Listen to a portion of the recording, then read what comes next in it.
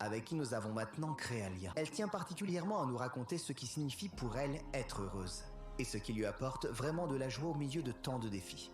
Mon plus grand rêve est de devenir une dermatologue accomplie.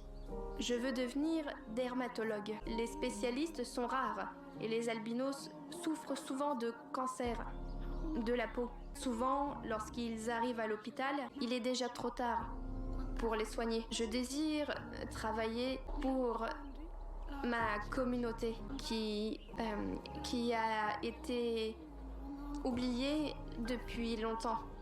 J'ai perdu mes parents à cause du cancer de la peau. Ils ont été chercher des soins uniquement lorsqu'ils étaient déjà dans un état critique. Je ferai tout pour réaliser mon rêve et pouvoir devenir une bonne médecin. C'est touchant, hein? Et maintenant, comment il pourrait avoir cet avenir-là caché sur cette île-là, traqué par tout le monde? C'est ça qui est terrible, quoi. Et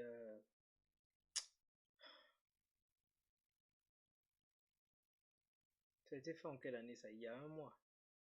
Bon, je sais pas quel âge elle a, mais j'espère qu'elle réalisera son rêve. C'est vraiment surréaliste de penser qu'être albinos en Tanzanie signifie vivre chaque jour comme une proie. Bah oui. Tu te réveilles Bah oui, tu es pourchassé, vilipendé, pointé du doigt. Mais oh. en sachant que, à cause de la couleur de ta peau, tu ne peux faire confiance à personne. Car pour certains, tu n'es qu'un objet magique et précieux à chasser. C'est exactement ça, un objet magique.